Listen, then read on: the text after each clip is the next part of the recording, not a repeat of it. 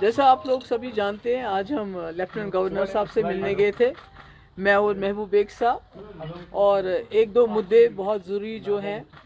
उसमें कश्मीरी पंडितों की वापसी के सिलसिले में किस तरह बाइज़्ज़त तौर से और महफूज तरीके से वो वापस आके अपने घरों में बसे, क्योंकि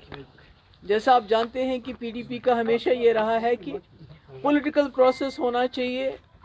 जो मिलिट्री इंटरवेंशन से या मिलिटेंट की बंदूक से जम्मू कश्मीर के जो हालात हैं, जो हम चाहते हैं कि एक पीसफुल एटमॉस्फेयर बनना चाहिए, एवरलास्टिंग डिग्निफाइड, वो कहते हैं पीस विद डिग्निटी। उसके लिए हम समझते हैं कि कश्मीरी पंडितों के बगैर कोई भी पॉलिटिकल प्रोसेस कंप्लीट नहीं है। तो इसलिए आज हम गवर्नर साहब से गए थे, क्योंकि ये खाली मेरे ख्याल में सरकार की जिम्मेवारी नहीं है, इसमें हम लोगों की पॉलिटिकल पार्टीज़ और लोगों की भी जिम्मेवारी है। मगर जो सरकार कर सकती है उसके बारे में हमने गवर्नर साहब को एक डॉक्यूमेंट दिया, जिसकी कॉपी हमने उमर अब्दुल्ला साहब को भी भेज दी और होम मिनिस्टर अमित शाह साहब को भी भेज दी एक कॉपी। उसमें 3 बड़े मुद्दे हैं। जैसे कि आप जानते हैं 2020 जो पार्लियामेंट की से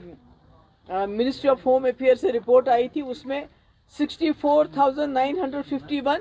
कश्मीरी पंडित फैमिलीज़ इस वक्त जम्मू कश्मीर से बाहर हैं, जिसमें जम्मू में ज़्यादा हैं, दिल्ली में हैं और बाकी स्टेट्स में हैं। तो इसमें कई लोग जो हैं जो वापस आना चाहते हैं, कई लोग यहाँ पीएम प्राइम मिनिस्टर पैकेज के अंडर नौकरियाँ कर रहे हैं। तो एक तो हमने उनको कहा, ये जो ट्रांसफ़र का सिलसिला बड़ा सख्त है, जो यहाँ पीएम पैकेज के अंडर लोग आए हैं, तो उनका जो उनकी ट्रांसफ़र का जो सिलसिला है वो बड़ा सख्त बनाया गया है, बड़ा रिजिड है। उसको फ्लेक्सिबल करने की ज़रूरत है, so that they feel comfortable. ये नहीं होना कि जहाँ उनको कंफर्ट महसूस नहीं होती है, डर है, खौफ है, पर आपको वहीं सर्व करना है, ऐसा नहीं होना चाहिए। उसके बारे में हमने बताया। दूसरा हमने बताया कि इनके अलावा, एक तो जो गवर्नमेंट सर्विस करते हैं, उनके अलावा जो लोग दिल से वापस आना चाहते हैं जो कश्मीर में, कई ऐसे लोग हैं जो वापस आना चाहते हैं, उनको जो उनका डिस्ट्रिक्ट ऑफ ओरिजिन है, बर्थ है, या जहाँ से वो हैं, उस डिस्ट्रिक्ट में कम से कम आधा कनाल ज़मीन गवर्नमेंट लैंड हमारे पास है, दे के उनको फैसिलिटेट करना चाहिए। अगर 2 कमरे 3 कमरे वो बनाए, ये ज़रूरी नहीं है कि वो रातों रात कश्मीर आ जाएंगे, मगर गर्मियों में आना शुरू करेंगे बच्चों को लेके, दूसरा तीसरा लेके, तो मुझे लगता है ये हो सकता है। इसमें डिस्ट्रिक्ट्स में अगर लोग जाएंगे तो वहाँ हमारे जो मुस्लिम भाई या आपस में इंटरेक्शन होगा। और सबसे अहम बात यह है कि जो नॉमिनेशन रखा है इन्होंने कश्मीरी पंडित्स का,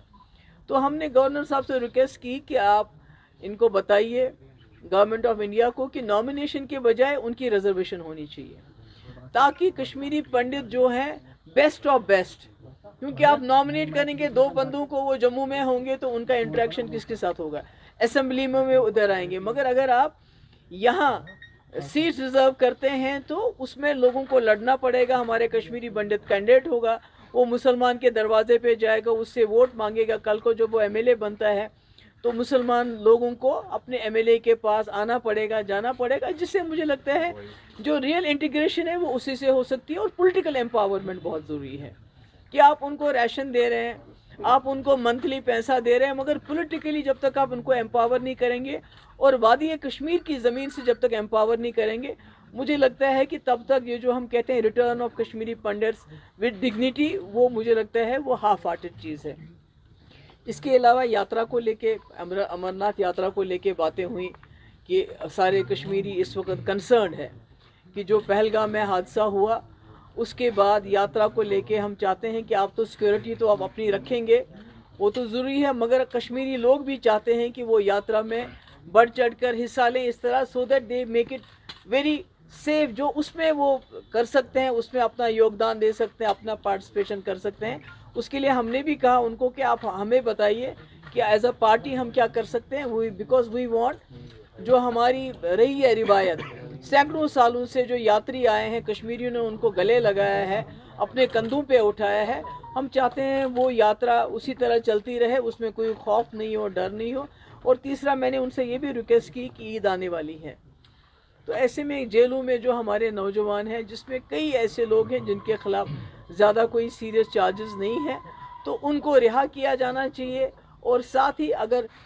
جو باہر کی جیلوں میں ان کو یہاں کشمیر شفٹ کیا جائے تو یہاں کے لوگوں کو، ان کے ماں باپ کو ان کے ساتھ ملنے میں آسانی ہو جائے گی۔